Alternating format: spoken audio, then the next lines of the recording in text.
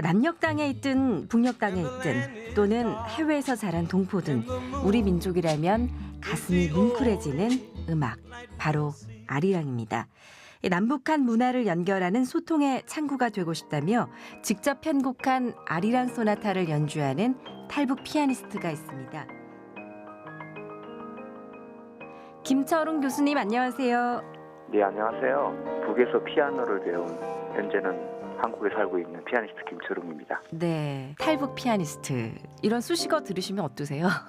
탈북 피아니스트라는 단어가 조금은 외부인 같은 느낌이 들 때도 있고요. 네.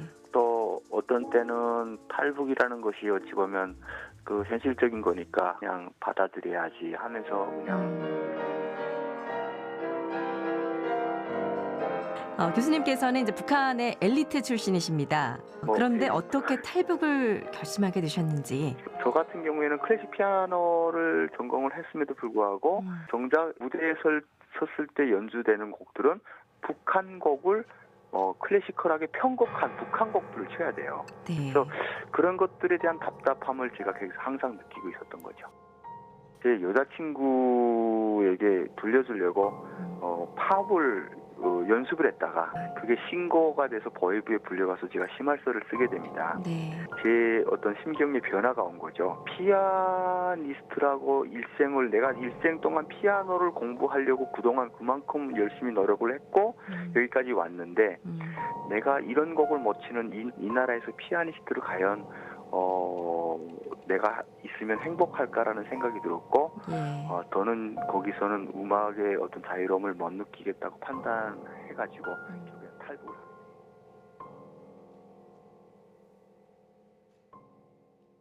합니다. 교수님은 이제 북한 인권가이자 또 북한 음악계의 동향을 가장 잘 아는 전문가이시잖아요.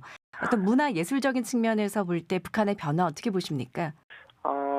상당히 많이 변하고 있습니다. 북한은 음악을 정치와는 별개로 떼어놓은 적이 한 번도 없었어요. 제도의 우월성, 수령의 위대성, 이런 것들, 당정책의 어떤 정당성 이런 것들을 음악을 통해서 전달했기 때문에 이것을 정치와 뗄래야 뗄 수 없는 것이라고 생각을 해왔는데 그들 나름대로는 이것을 어떻게 좀 더 현대화를 시킬까를 되게 고민을 많이 한 것 같아요. 단적인 실례로 2019년 설맞이를 봤을 때 북한 사상 최초입니다.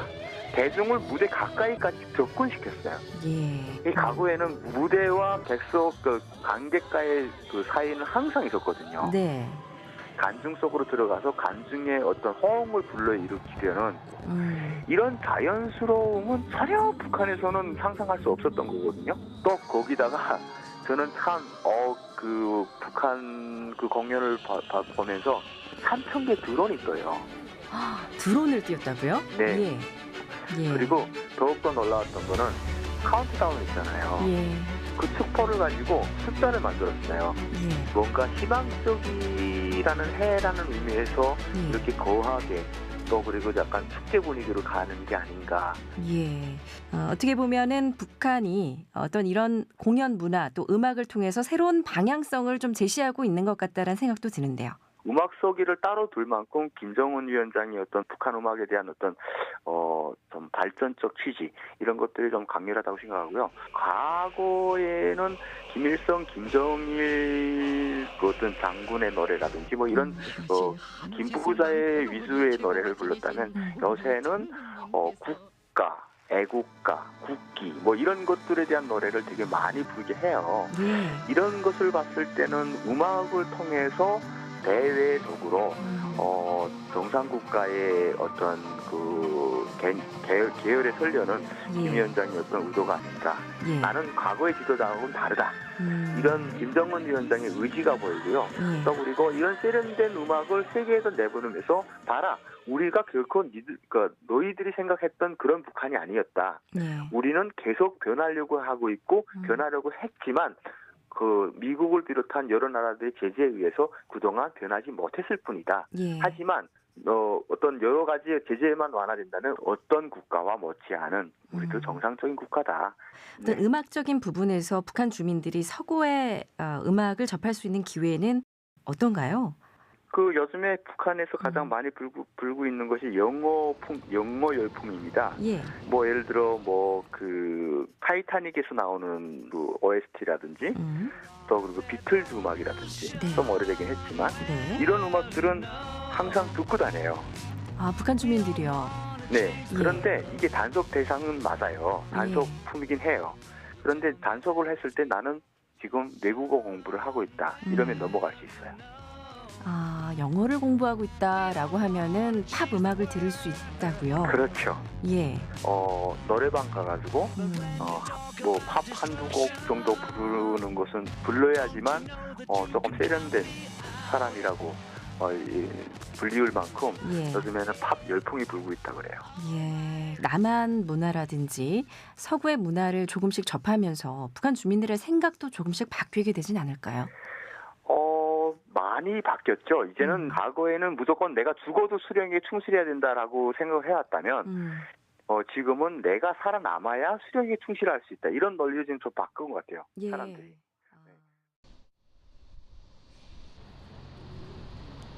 70년 동안 남과 북이 서로가 서로를 얼마나 다른가를 계속 가르쳤어요. 그런데 이제는 70년이 지난 오늘에는 얼마나 같은지를 얘기할 때가 되지 않았냐, 저는 이 생각이에요. 예. 그래서 그 같은지를 얘기하려면 노래만 한 게 없거든요, 사실은. 네. 남한도 북한도 언젠가는 같이 살게 될 텐데 그때에 가서 서로 사람들이 문화적 차이 때문에 서로 이렇게 그 분란과 분쟁 또 불신이 생기면 예.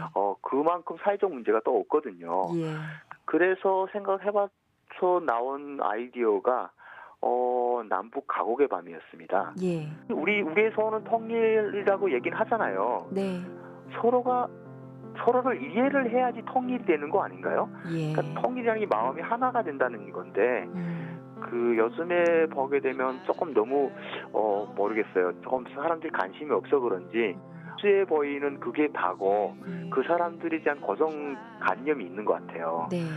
흔히 남한 사람들이 북한 노래 하게 되면 뭐 시파라, 뭐 반갑습니다, 뭐 다시 만납시다, 뭐 이런 노래들을 꼽는데 그런 노래뿐 아닌 정말 우리가 들어도 공감이 되는 이런 노래들이 되게 많으니까 그런 것들을 조금 들으려고 노력을 하는 조금의 노력은 필요한 것 같아요.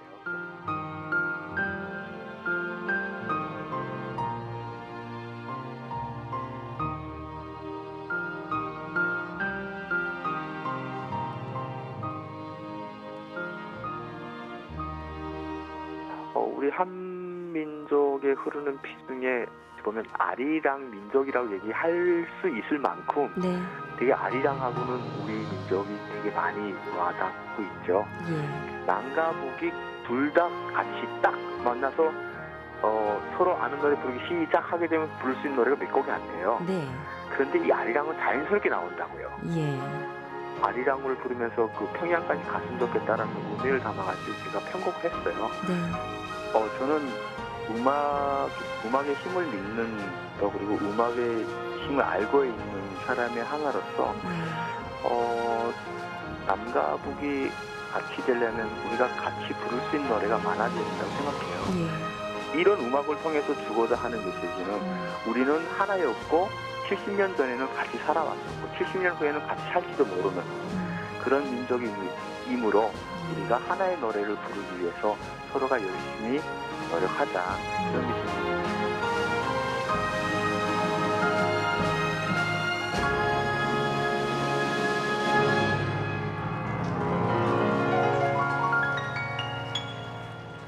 북한에도 변화의 바람이 몰려오고 있는 것 같습니다. 오늘 네, 말씀 정말 잘 들었습니다. 네, 감사합니다.